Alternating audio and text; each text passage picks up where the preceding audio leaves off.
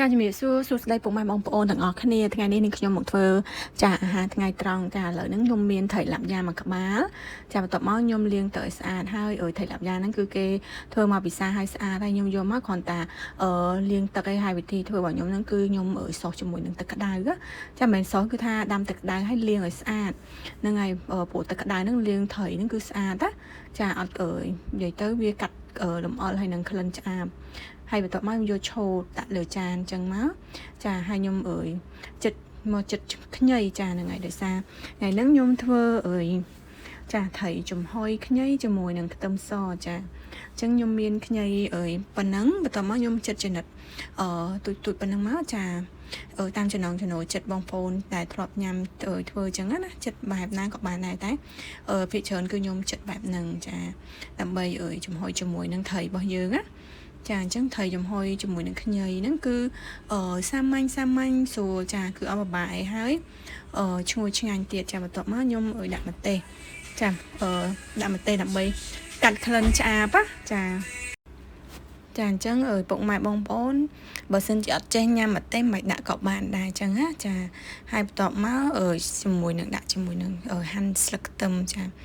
ស្លឹកខ្ទឹមហាន់ប៉ុណ្ណឹងមកចាដើម្បីដាក់ជាមួយនឹងត្រីចំហុយរបស់យើងហើយនឹងជាមួយនឹងខ្ទឹមសចាអញ្ចឹងដាក់ខ្ទឹមសឲ្យច្រើនទៅកាន់តែឆ្ងាញ់អញ្ចឹងណាបងប្អូនចាអញ្ចឹងខ្ទឹមសហ្នឹងគឺជួយឲ្យមានក្លិនឈ្ងុយហើយនឹងឲ្យត្រីរបស់យើងហ្នឹងគឺកាត់ក្លិនឆ្អាបផងដែរហើយបន្ទាប់មកខ្ញុំប្រឡាក់អំបិលបន្តិចទៅចាដើម្បីឲ្យត្រីយើងមានរសជាតិកាន់តែផ្អែមអញ្ចឹងហើយមានជាតិហើយយើងប្រឡាក់ដាក់តាន់បន្តិចបានហើយជាមួយទឹកស្អ៊ីវក៏ខ្ញុំលាបតិចដែរហើយទឹកស្អ៊ីវហ្នឹងគឺទឹកស្អ៊ីវរូបគោហើយបន្ទាប់មកខ្ញុំដាក់ទឹកស្អ៊ីវចិនភាគច្រើនខ្ញុំប្រើទឹកស្អ៊ីវចិនម៉ាក់ហ្នឹងទៅគឺវាឈ្ងុយចាទឹកស្អ៊ីវចិនហ្នឹងគឺអាចទិញនៅតាមផ្សារទំនើបធម្មតាយើងបានអញ្ចឹងហើយ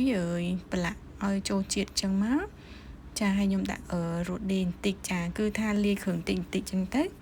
ចាដើម្បីឲ្យត្រីយើងហ្នឹងគឺពេលចំហុយទៅមានរសជាតិឆ្ងាញ់ណាចាហើយមានជាតិហើយក៏កុំដាក់ច្រើនពេកចាដាក់តិចបានហើយខ្ញុំដាក់ប៊ីចេងតិចបានដាក់តិចផងដែរណាចាបន្ទាប់ពីដាក់គ្រឿងលាយប្រឡាក់ហើយខ្ញុំចាប់ផ្ដើមដាក់ខ្ញីជាមួយនឹងខ្ទឹមសហើយនឹងម្ទេសនិងស្លឹកខ្ទឹមដែលខ្ញុំបានហាន់ហ្នឹងចាគឺដាក់លើត្រីហើយយកទៅចំហុយចាសម្រាប់ត្រីចំហុយរបស់ខ្ញុំហ្នឹងគឺខ្ញុំចំហុយប្រហែលជា15នាទីទៅ20នាទីផងដែរចាហើយពេលយើងចំហុយឆ្អិនហ្នឹងគឺជ្រលក់ជាមួយនឹងទឹកស៊ីអ៊ីវចាអញ្ចឹងធ្វើឲ្យត្រីចំហុយរបស់យើងគឺមានរសជាតិកាន់តែឆ្ងាញ់ហើយបន្ទាប់មកមុខទៀតហ្នឹងគឺខ្ញុំ